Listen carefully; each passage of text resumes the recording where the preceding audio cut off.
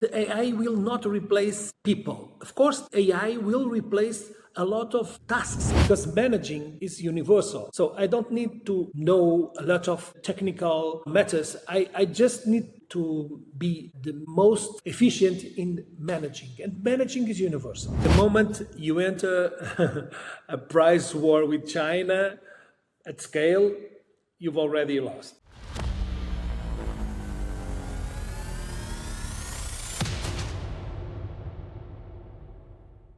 Welcome to the Connected Shopfloor podcast, where we explore real stories and big ideas that keep the factory floor buzzing. Today I'm joined by Nuno Silva with over 12 years as an executive board member of the REIT Group and also a vice president of Cefamol. Nuno oversees operations ranging from high-precision metals to ceramic lasers within 7 different business units. With a strong international footprint across Brazil, Mexico, Spain, and beyond, he brings a sharp perspective onto global industrial supply chain. In this episode, we covered the realities of entering foreign markets, the importance of hiring right, especially if it's the first person within a new market, and of course, the challenges that now the industrial automotive market is facing and the new opportunities that are emerging. Of course, we also have to deep dive into AI in the manufacturing world. So I truly hope you like this episode. I'm Marco Chan, and this is the Connected Shopfloor podcast. I know that currently you have a massive challenge on your hands. You're managing 7 different business units that do everything from hard metal to ceramic glasses. How do you jump from one meeting to another? This is not new for me, as you know. Grupo do REIT is like this for the last 20 years, so I'm used to. But I think the most important thing is that we don't need to change because managing is universal. So I don't need to know a lot of technical matters. I just need to be the most efficient in managing. And managing is universal. So this is the most important thing. Of course, I'm in the group for the last 30 years and I'm in the administration for the last 12. You see a common language there because what I hear is like different sectors, they have different rules. My sector is very special. Even within a sector, like a subsector from the food and beverage, like drinks is completely different from snacks. I heard about a lot of times that, even from some managers. But absolutely, it's not technical.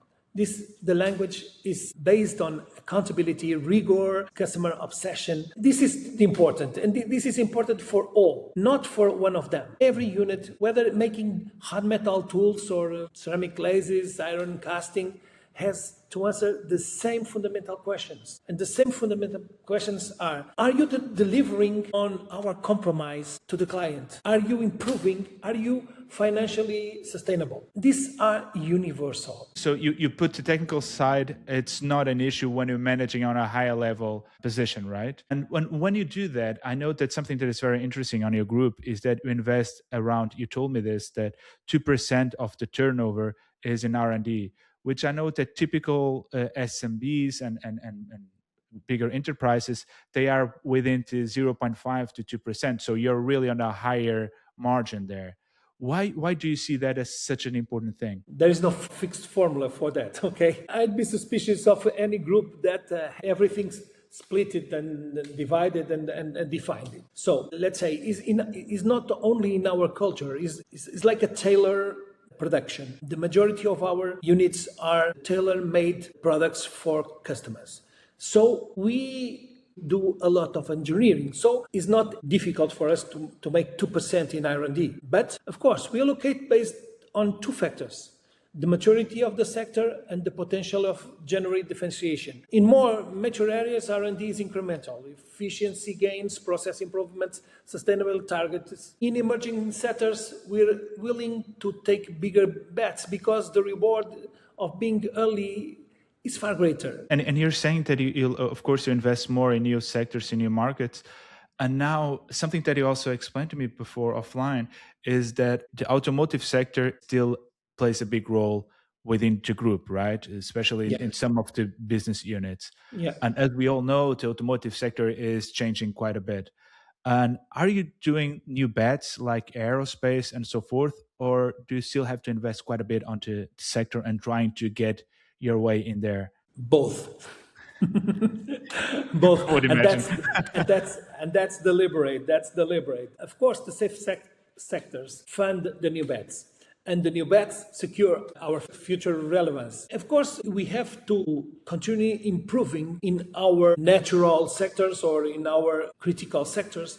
But we have to go for the new, because if we only chase stability, we slowly become irrelevant. So the discipline is knowing how much risk the portfolio can absorb. You said there, it's a safe sector. Is the automotive sector still considered a safe sector? Oh,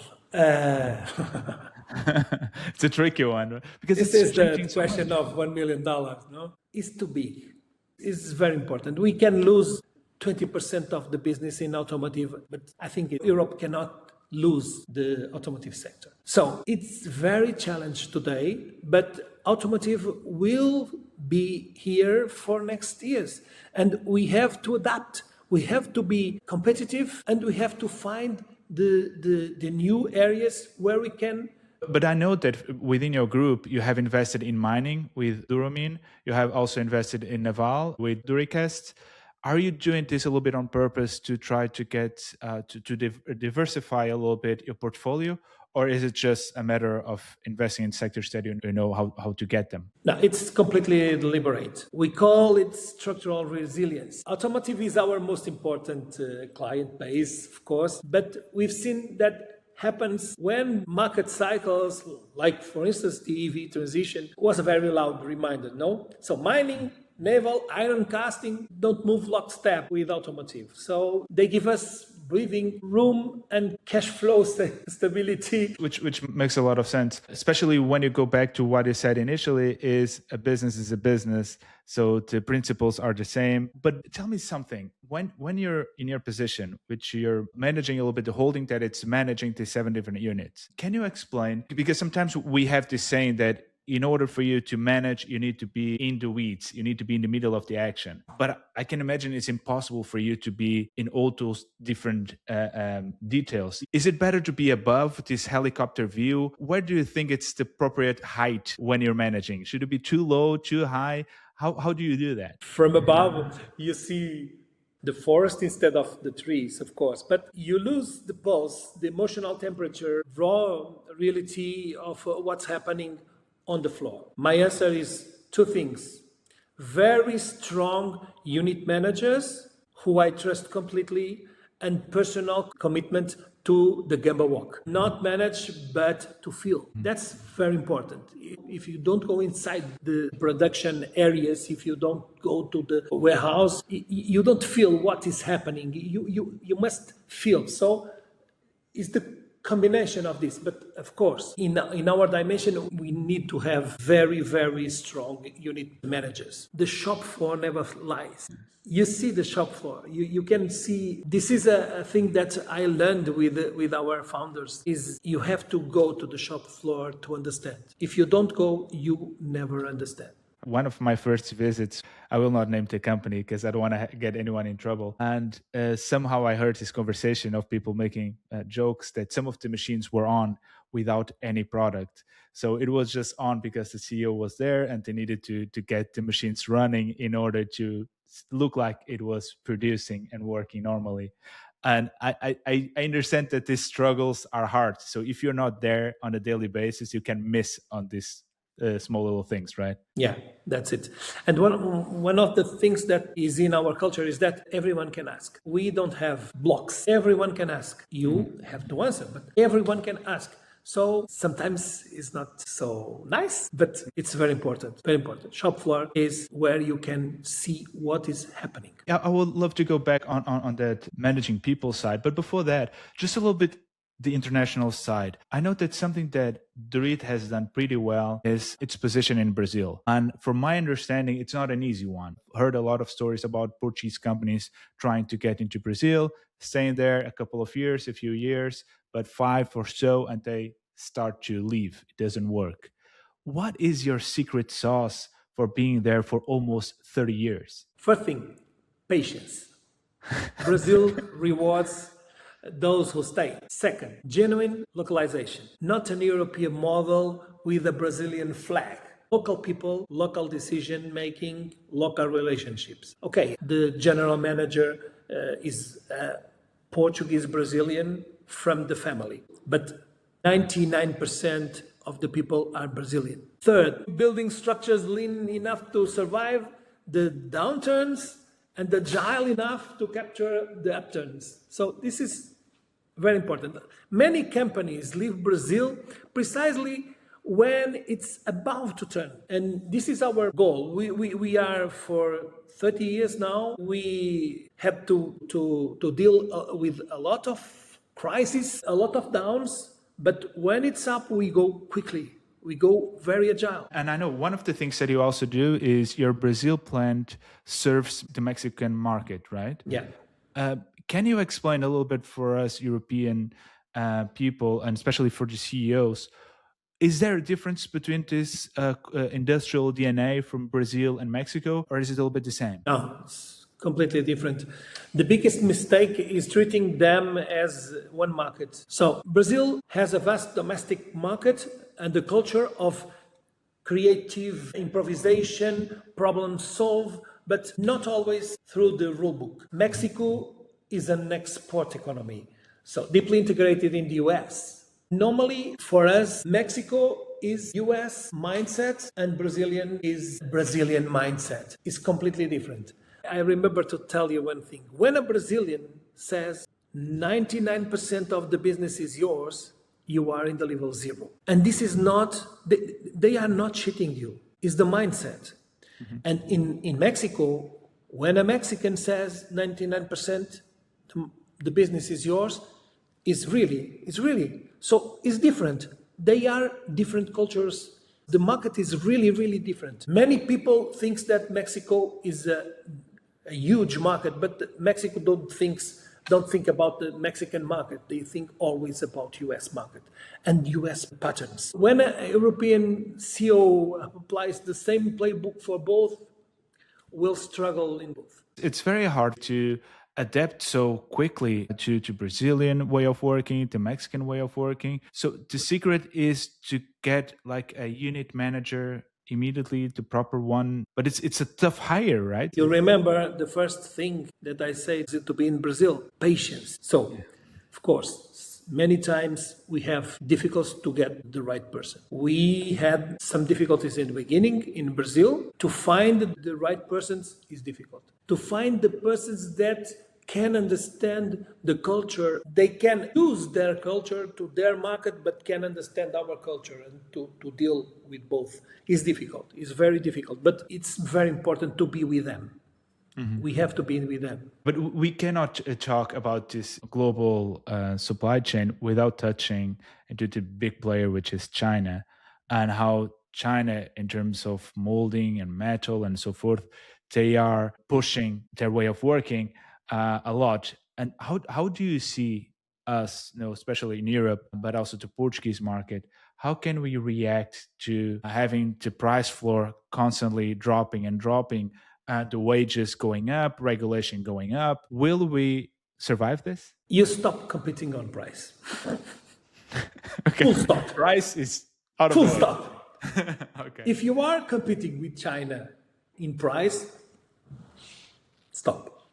The moment you enter a price war with China at scale, you've already lost. It's what I think about that. Our strategy is to compete on the layers where price is not the primary decision factor. So, for instance, technical precision, customization, proximity, speed of response, and the depth of the client relationship. I think your differentiation cannot be in the price. Of course, you have to be enough competitive in price, but cannot be the first, not either the second. I think you have to be much better in other points. Isn't price still king in the end? You can have a good service, whatever, but if you have double the price, will you still make it? Many times.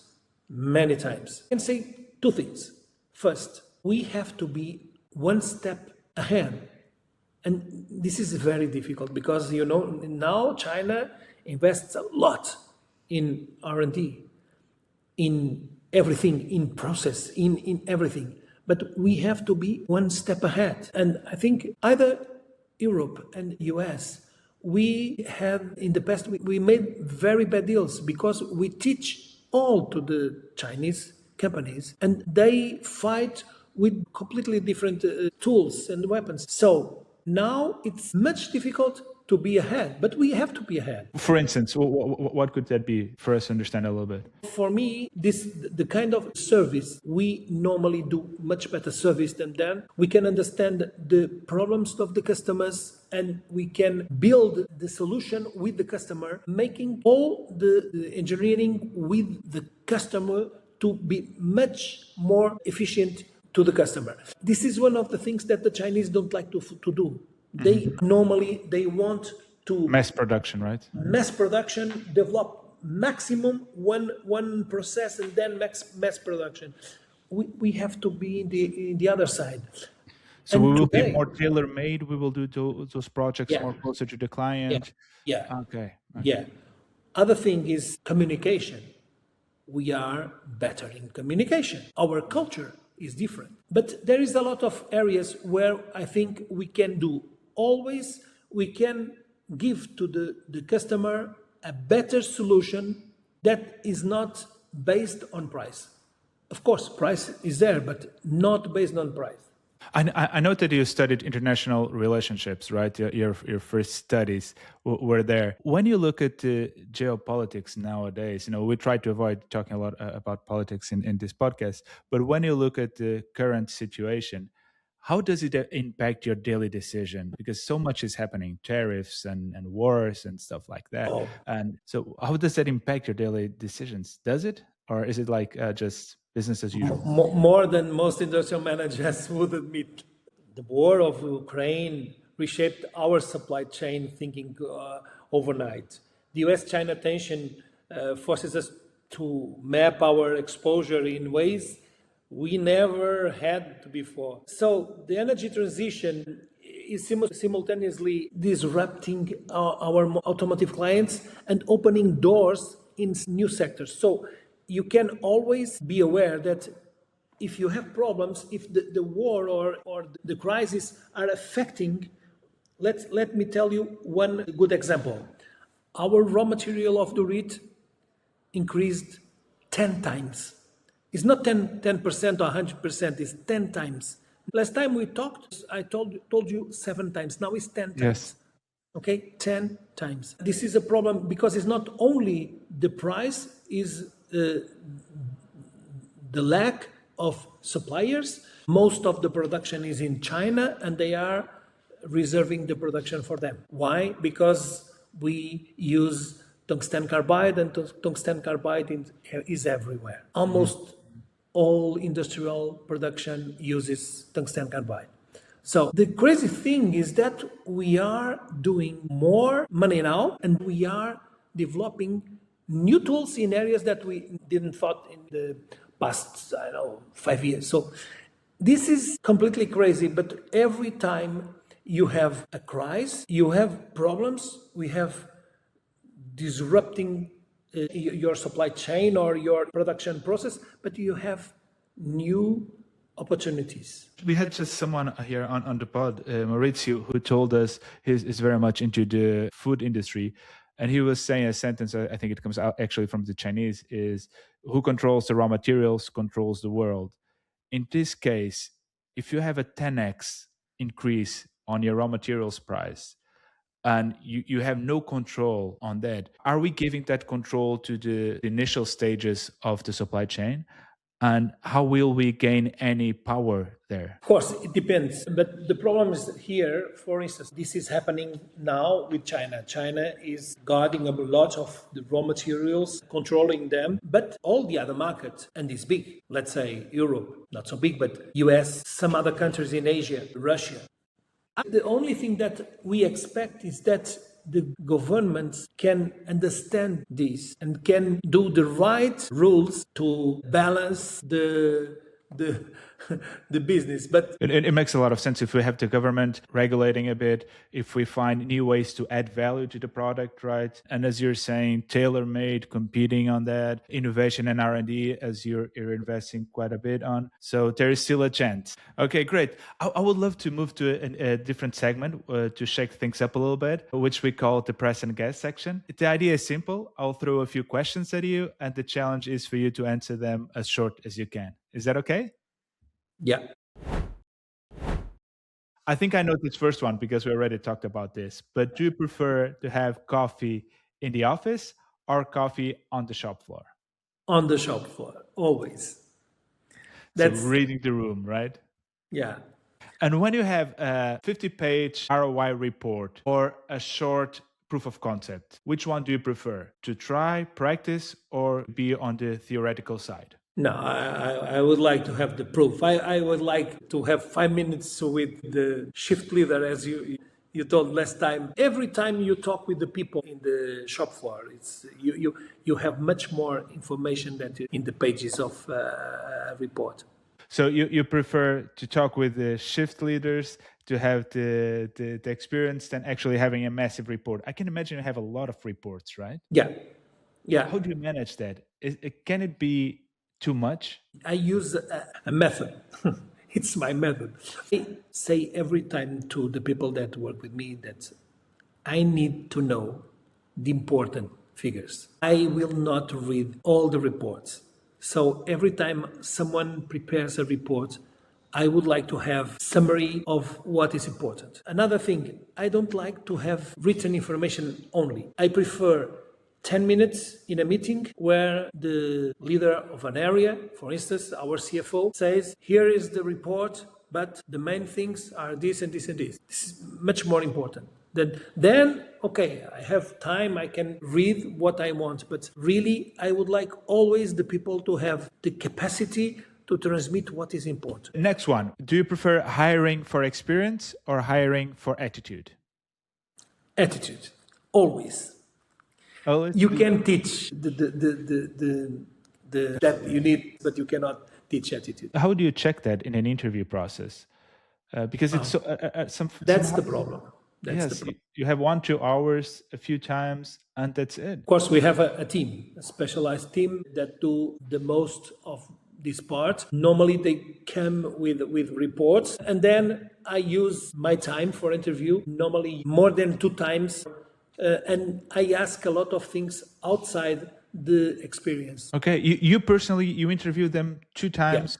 Yeah. Okay. Sometimes for high-level more. positions? Sometimes more.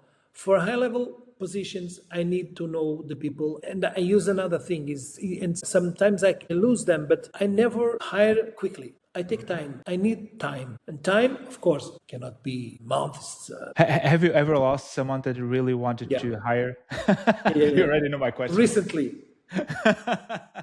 Because the process was too long? Yeah. But I prefer that.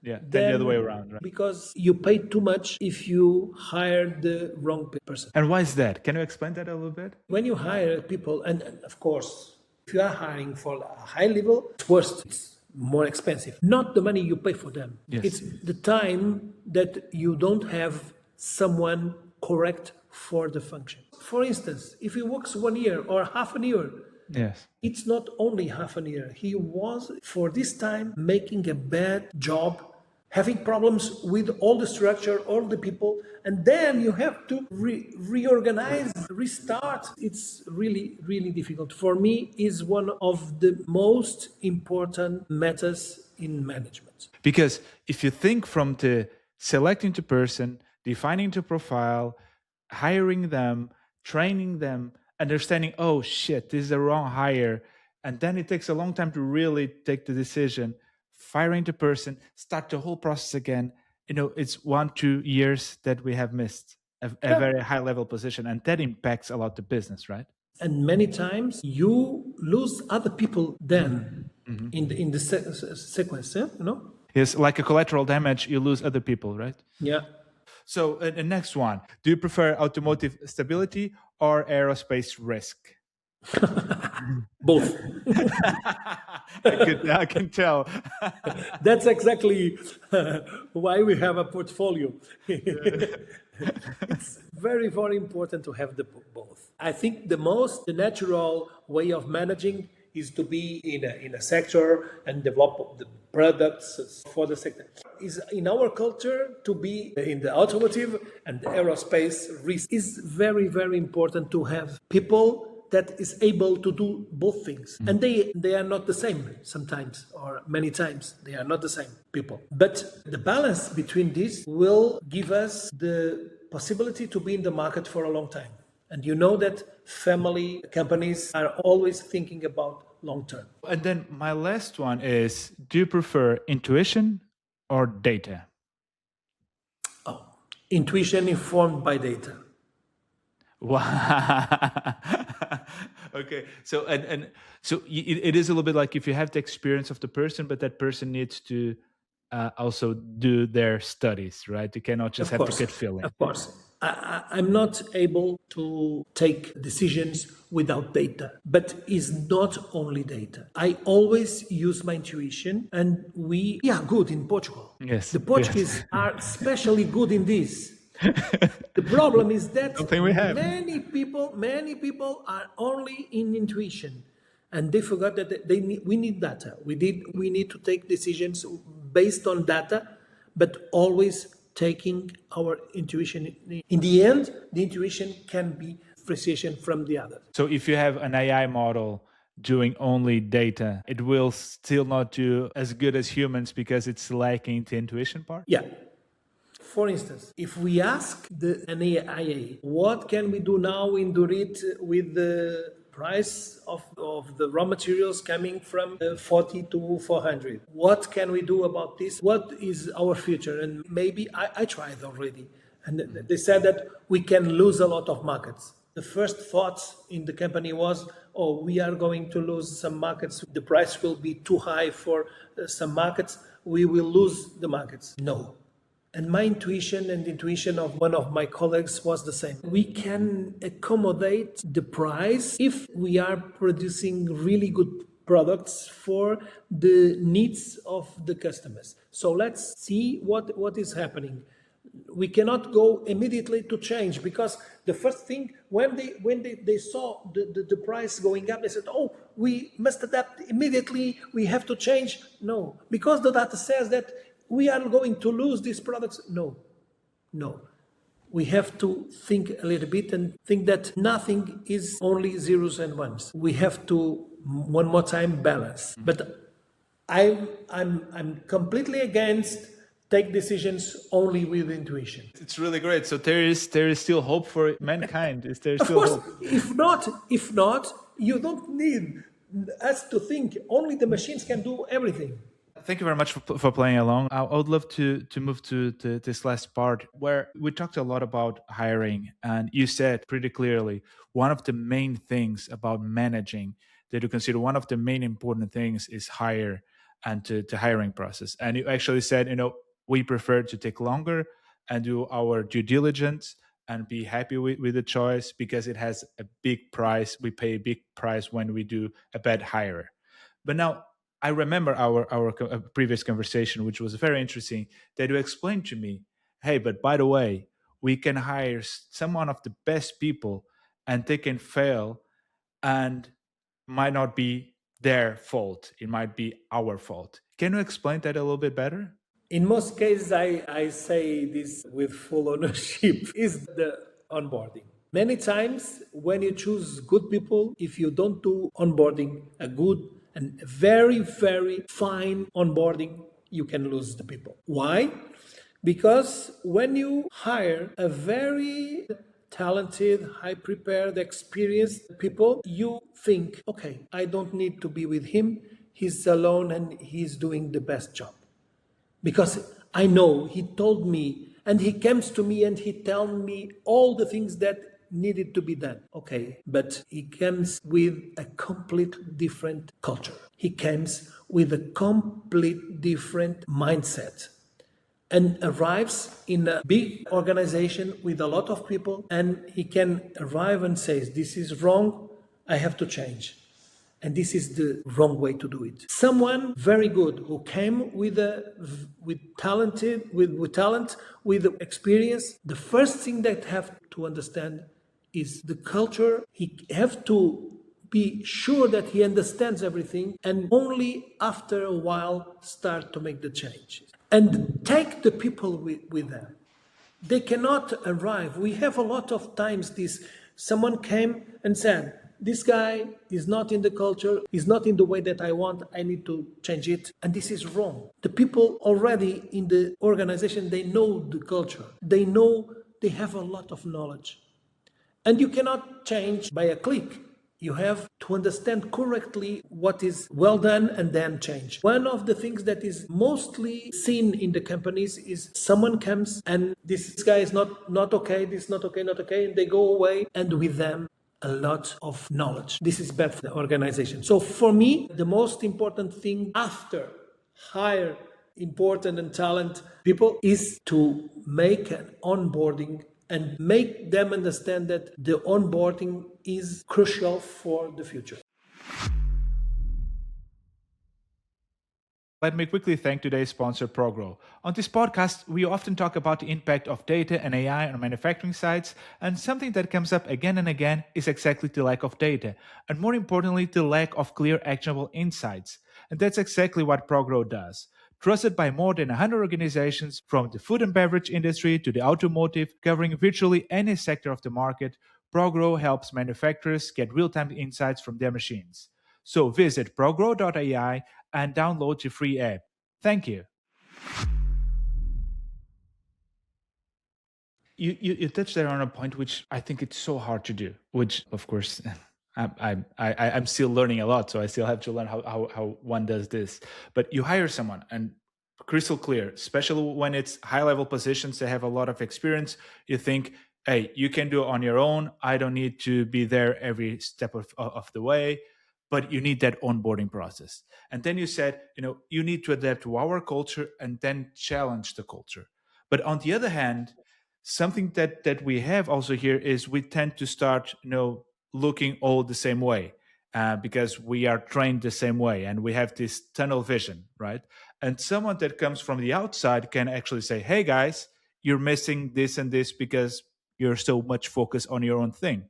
But if you bring that person in the same way as we are looking, are we not missing then after a while, he'll just become our culture and can no longer challenge it? Yeah, it's a risk. Normally, we don't go so far. That's the matter of the administration, is to look for this and say, someone is getting more inside than we expected. But for me, I prefer to have the risk that people becomes too inside of the risk that lose a lot of the things good that I have inside. So it's worse to have someone that destroys knowledge, destroys the organization, that have people that can be acculturated in the organization. Still on the same topic, but looking at it from a completely different angle, is we talked about going to Brazil and Mexico, which is at the other side of the Atlantic Ocean. And for us, we think, when we are expanding different markets, let's look to our neighbors, Spain.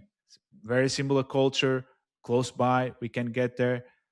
But I know that in your case, you explained to me before, it was not that easy to start working and expanding into Spain. And actually, that first hire there is very important, and it can be very costly if we don't hire the right person. Can you help us go a little bit through that story, how you started working in the Spanish market and how tough it was? The first person doesn't just do a job. They are the company in the markets. They define the culture, the reputation, the first client relationships. So we normally go after people that are very fit to our way to do, so our culture, but to people who understand the local market or the region market or the country market. I can give you an example. We hired now a lady for the Basque market in Spain, but she's Brazilian, but she lives for a long time in the Spain, in the Basque area. The first time the HR gives me the name and I said Brazilian in Spain, and we talked a little bit with her because The first time I was not accepting that I can hire a Brazilian because it's very difficult. It's very difficult because the culture is completely different. And Basque region is different. Yes. But then we talked with her and we understood that she understands very well the way that they deal. She have experience in the market and she's acculturated to the market, and this is very important. So we have to understand the skills, some skills, the experience, but the culture. What is she expecting from us, but what is she knowing about all the culture, not only the business?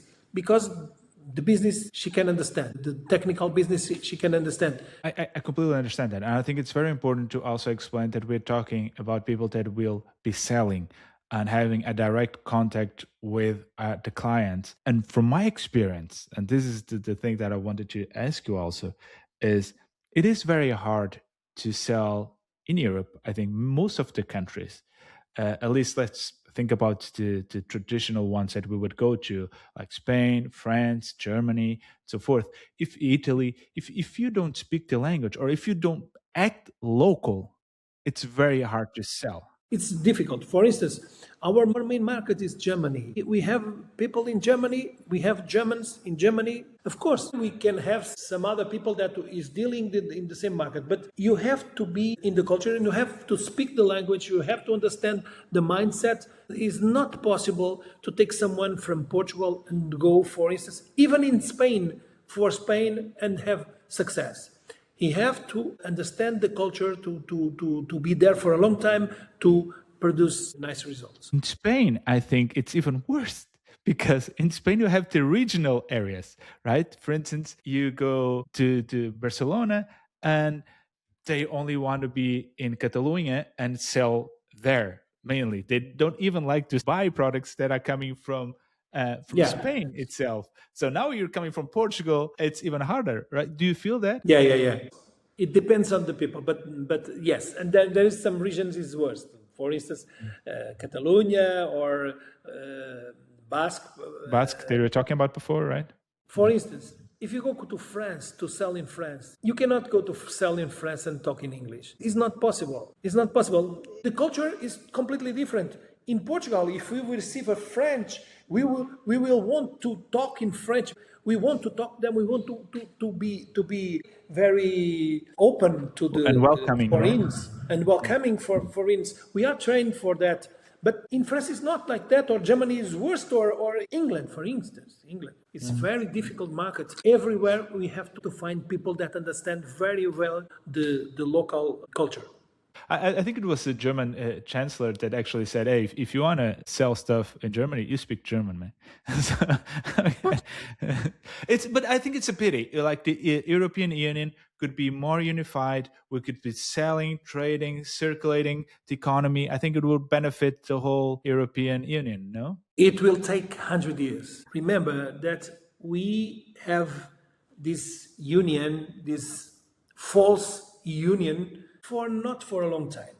Not for a long time. We fight it a lot in the past. I think this will take 100 years more. Of course, for instance, the kids today, it's normal for them to go to Spain, France, to work everywhere. It's normal. For them, there is no problem. But now you have to be local. You have to be local. Local in the culture, local in the way to understand. But this is everywhere. If you go to Brazil, and the Portuguese think that I go to Brazil and I speak the same language. And wrong. First of all, we don't speak the same language. We speak the language with the same name.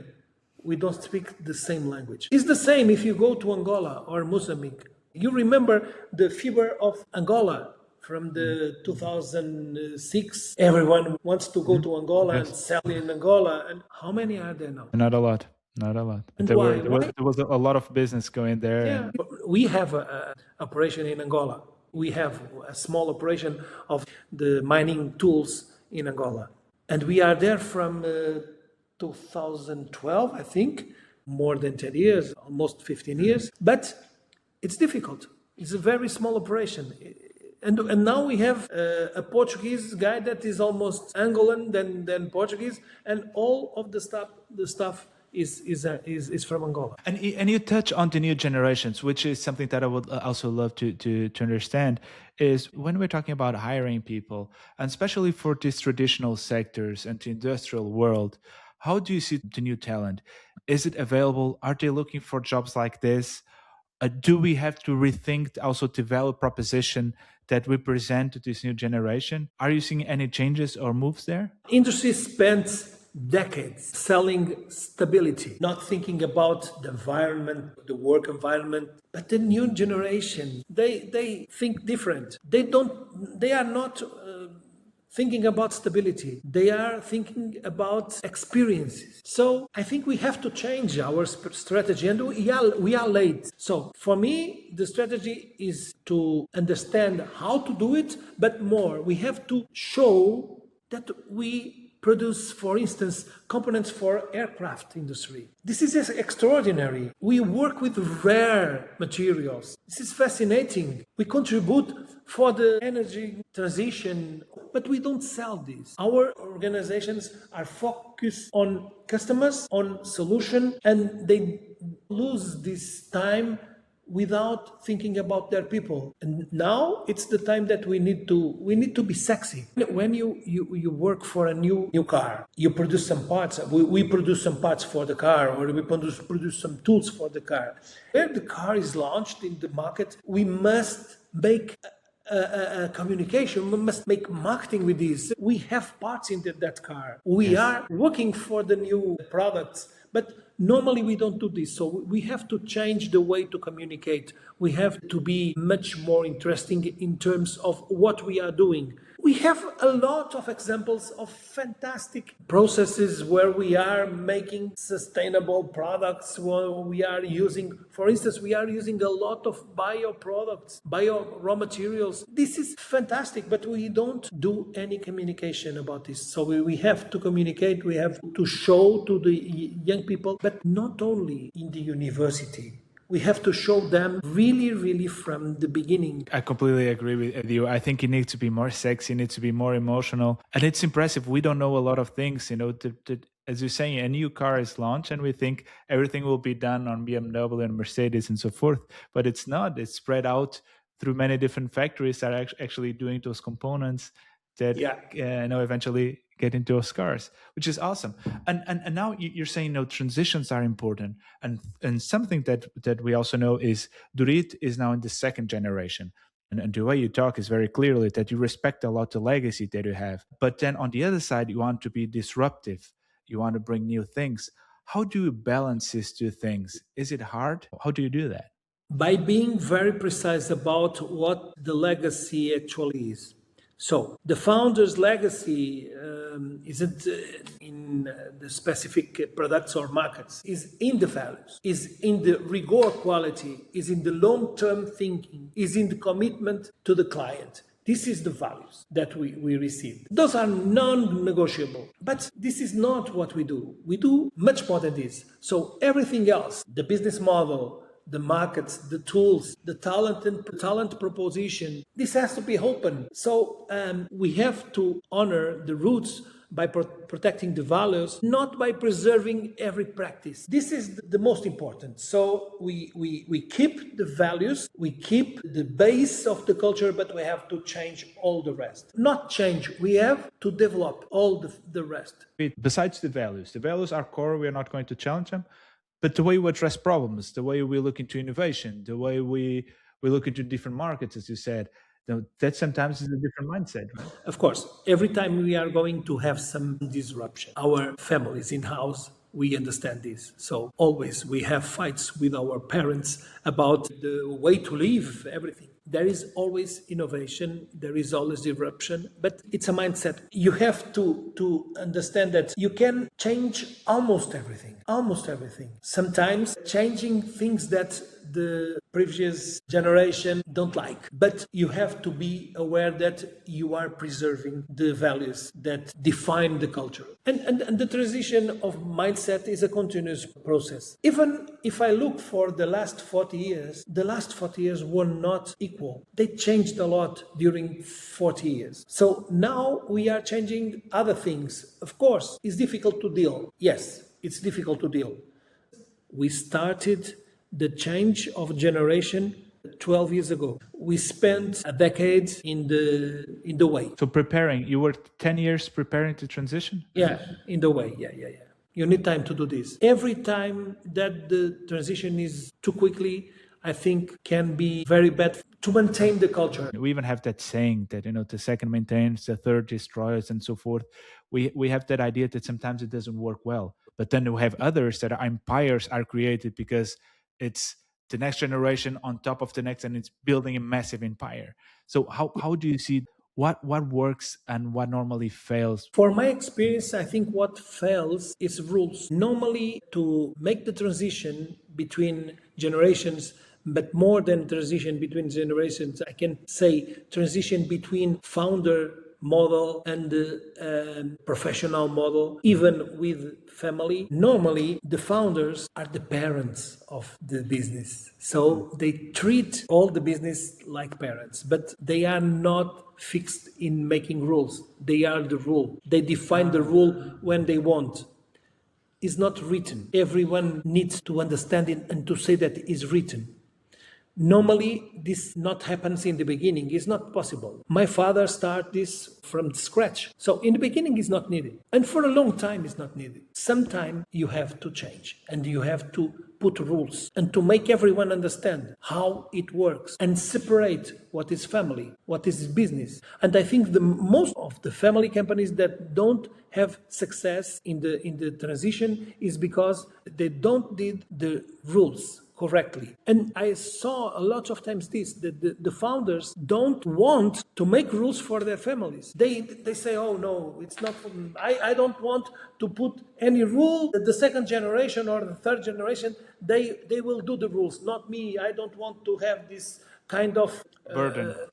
Yeah, but it's wrong. The success of a transition is rules. The founders, they can see the forest if they want. Many times they don't want. But they are the only that can see the completely forest. And if they can stop for a moment, make this zoom out and see the forest and create the rules, the necessary rules for everyone, this can be very successful. Of course, this can happen between the first and the second, or in the second and the third. It depends. Depends of the maturity of the people, depends of the constitution of the families. We are a special group because we are two separate families with 50-50 business, and we are very strong in the business, but we don't have relation outside the business. Two families, two ways to see the thing, but we have to understand. Because of that, the rules are very, very important. If we had more time, I would ask you a lot of more questions because this topic is such an interesting topic. But trying to move on to this last segment, and I'll try to be brief on this one. Let's talk a little bit about AI. Now that we have this technology coming in, and you said previously that you use it to help you with reports and so forth, but looking at the traditional sector you're in, we have this idea of it is a heavy, intense industry, so a traditional one, and you're bringing this technology in. How do you see the adoption? How do you see the importance of it? Share a little bit of your impression of these last 2-3 years. For me today, I think we need to understand very well what is AI. And this is not a question for me, for my level. This is for everyone who have the possibility to decide something in a process, in the engineering, in the organization, everywhere. So AI is a tool that we cannot say it's not for me. Our philosophy is to use AI as a tool that augments the judgment of our managers, not one that replaces. The AI will not replace people. Of course, AI will replace a lot of tasks.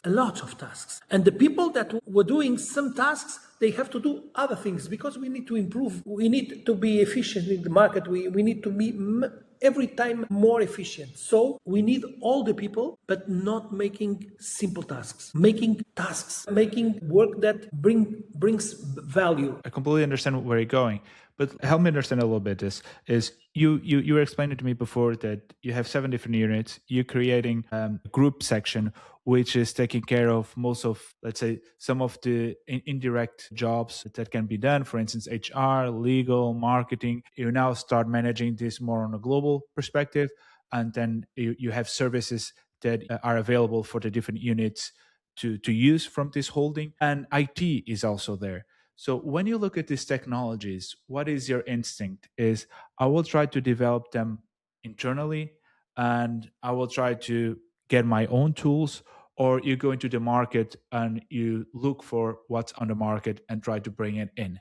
First of all, I need to go to the market and understand what is going in the market and find the best tools that I can, that are already developed, that are already running, and I can be much efficient in the way to put them working. But at the same time, I need people inside. I need people inside that can develop tools internally for areas that we can need in two ways. The first way is some knowledge that we don't to share. We don't want to share. Secret is The main ingredient. yeah. I always think that the secrets are Overrated. overrated, but really we have some more knowledge inside that we don't want to share. So we need to develop some tools with our knowledge, with our experience, and we have to be aware to share. We have to make it strictly inside. But then I have to develop other things for our special way to do it, because we do tailor-made products. So it's not possible to get everything outside. Now we are looking, as you know, we are looking for tools outside. We are looking for tools for different processes, but we are developing some tools inside. And that's for me a little bit what I see the struggle out there is, on one hand, you want to be independent and you want to develop your software and you want to do all of that. But then the downside of that is you started to become more a tech company because you develop so much software. You're also very dependent on some people that have developed that. And if they leave, then the software doesn't work anymore, and so forth. Then we have this one, the market. The market is there available. I can use, plug and play, put it on. Is not as adaptable as mine. I know it will have a future, but then sometimes I'm also dependent on that vendor, specific vendor. But now with technology, my problem is now with technology is so fast. It's coming up so fast. How can you balance these two worlds? Everything that we find specialists outside who already have the product, the tool is running, we can use, and there is no compromise with our system we use. We don't develop inside. So we don't want to make the things that are already done. For instance, we look now for software who's going to help us in the commercial area. It's outside. It's already done. For instance, the ERPs like SAP or PHC, we are asking them about the AI inside. What you can bring inside, because it's already in the market. We don't need to develop inside to be technicians that the problem to go out and then we lose. But every time we find some small areas where we don't find what is a tool fit for the problem, and where we can reserve a little bit our information. Last question is, if you could go like 20 years back, around when you were doing your MBA, and you could ask Nuno back then, what would surprise him the most about how the REIT Group is now today? So much. So much, yeah. 20 years ago, we were thinking that there is no more wars. The world is more or less stable, and you solve things with systems, processes, and everything will work. This is what we changed. Changed the context. 20 years ago, I was thinking about conjunctural model, very stable. And now this is so quickly, so different. You have to think about things that I never thought. So this is the change. And if you have to think in 20 years' time, do you think it will be completely different from today? Yeah. We saw in the past some films about the future, and we saw these crazy things. They only are thinking, no. We have to think about the changes. They will be much quickly, and I think the next generations they will have so different way to think. For instance, think about security. What you felt 10 years ago about security where you live. Now, what do you think about this in the world? I was traveling over the world in business, no problem. I went to Iran. Now I think, oh, if I want to go to the other side, how can I go without having problems? I never thought about that. This is really a change. So I think in the next 20 years, this will be much high transformation, and I cannot understand exactly what is going to happen. But are you excited about the future? Yeah, always. That's a great way to finish. Nuno, thank you very much for joining. It was really insightful. Thank you very much for your time today. Oh, thank you. Thank you. Join our Connected Shopfloor communities on LinkedIn and Reddit. And subscribe our channels.